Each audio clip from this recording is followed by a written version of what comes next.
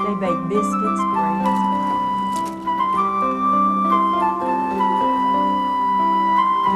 We have a pound of light brown sugar.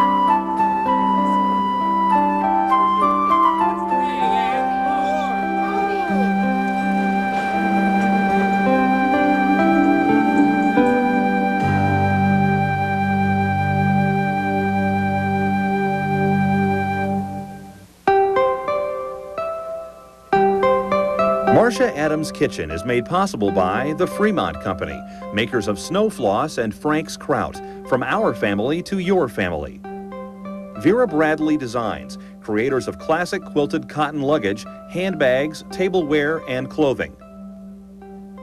And the Altrista Consumer Products Company, marketers of a full line of food preservation products, including Ball home canning products. Hello there and welcome to my kitchen. One of the great joys of the cookery of this country is its splendid variations from region to region. For years, most of us have known and admired New England and Southern cuisine, but one of our most recent and well-deserved passions is Southwestern foods, greatly influenced by both the Mexican and the Spanish that have lived in our great country. Within that umbrella of great Southwestern foodways, there is Santa Fe cookery, which is quite special and unique.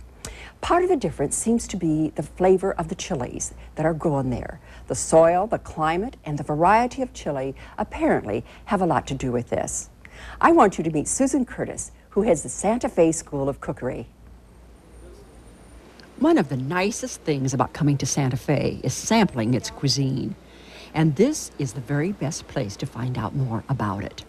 We're in for a real treat. Susan Curtis's school offers classes for one day, or you can enroll for a week of classes, and it's the most popular place for visitors to the city. Susan really knows her stuff. Good morning, and welcome to the Santa Fe School of Cooking. Let me tell you a little bit about the cooking school. We're a regional, recreational cooking school that specializes in the use of products that are indigenous to this area, the most famous product being chili. New Mexicans eat chili with every meal, and we like to think that we're the Napa Valley of the chili industry. One of the chefs here at the cooking school is Jeff Pufal. Jeff is going to be making recipes which utilize chilies in traditional ways. Jeff, tell us about the dishes you'll be making today. Thank you, Susan. What we're going to be making today are your traditional New Mexican cheese enchiladas, and what we'll be using is the New Mexican dried red chili pod. And chili is a staple of New Mexican cuisine. There's only two seasons in New Mexico, basically red and green season, and that's what we're going to be using today is a New Mexican red chili powder. And north of Santa Fe here, we have probably the premier chili producing region for red chili, and that's the Chimayo area. And what we're going to be doing is sauteing some onions, which we have right here. And into that, we're just using we're not using lard, as is mostly thought of in Mexican and New Mexican cuisine, but we are going to be using some canola oil. And after our onions are sauteed, we're going to be adding in a little flour and browning that just a little bit, just to give it a little thickness. And into that, we can also add in some New Mexican red chili powder. And that is, don't be nervous. What we're going to use here today is just a basic little cupful of this New Mexican red chili. And what I like to do is to brown this just a little bit, just to give this a little bit more flavor and to perk it up and brown it. It makes our sauce seem a little bit richer. And once that has been done, we're going to add in some chicken stock. And we're going to let that simmer. New Mexican red chili sauce generally, and into that we're also going to add a little bit of garlic, just a little bit. Basically, New Mexican chilies, they're sauces, not like your Mexican moles where you have about 14, 15 different ingredients and so on. New Mexican chili, 4 or 5 basic ingredients. And here's our finished enchilada sauce right here. So what we're going to do here is we're going to serve this Santa Fe style. And Santa Fe style is not like Taco Bell style where they have their enchiladas rolled up. What we do here in Santa Fe is to actually serve them flat. and then we layer them. You can have all different types of fillings. Today we're just going to be using some Monterey Jack and some cheddar cheese to finish our enchiladas. And then on the side, as a little accompaniment, a lot of times you'll have beans used as a side dish, and that's, you know, going to help alleviate some of that heat sometimes that you feel in your mouth. And we're going to put that in the oven. Everything's already cooked, everything's already warm, so it's going to be ready to go in a matter of seconds. Another side dish that we also have is pozole. And pozole, we have two different varieties right here. We have your yellow corn pozole, and we also have your blue corn pozole. Blue corn pozole, very much a staple of northern New Mexico. And our finished product right over here that a lot of people will see again. This has a little bit of chili in there, but a lot of times your pozole is served so that it doesn't have any chili, so it's something that uses a calming effect on your mouth.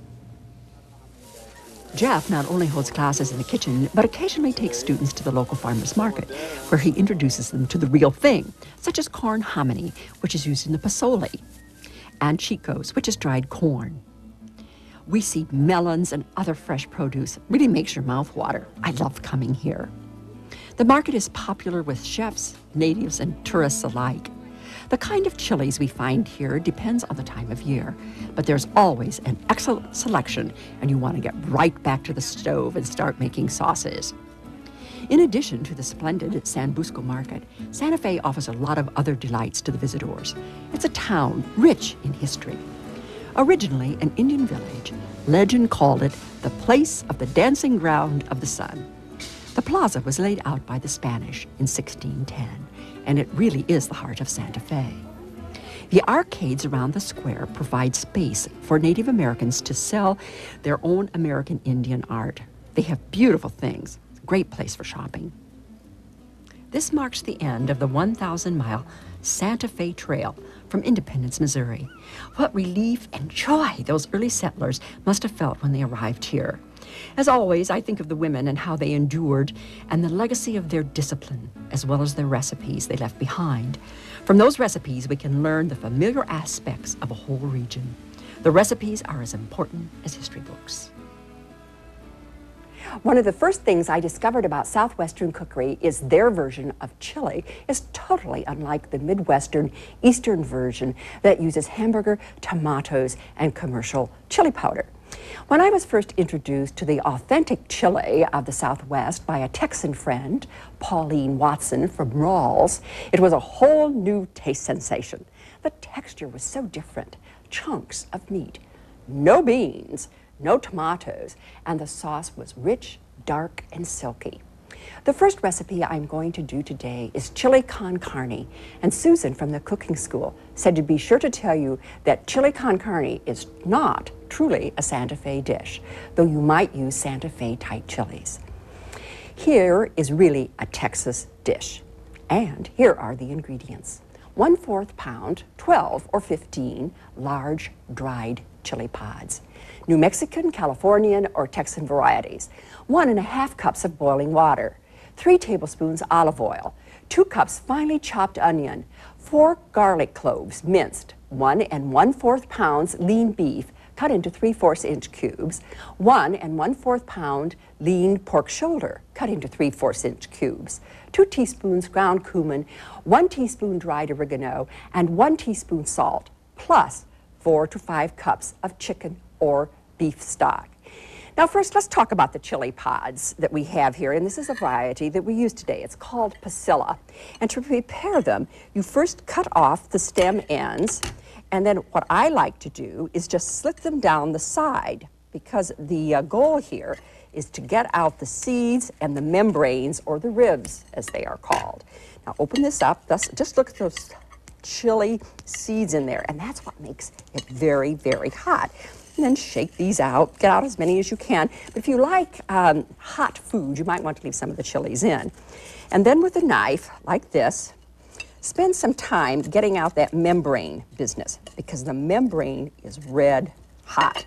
Do that to all of the chilies. Then rinse these briefly under cold running water.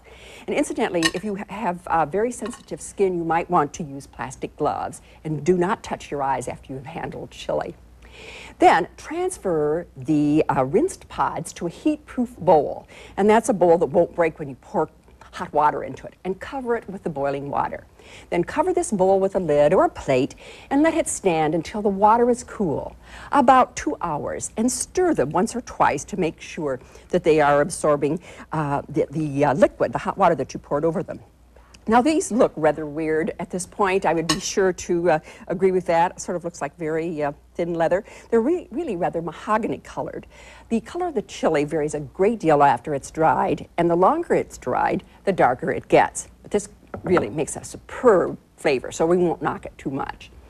With a slotted spoon, transfer these softened chili pieces to a blender jar or a food processor bowl and process them briefly to begin the chopping process. Then add the remaining soaking water gradually so you can control the density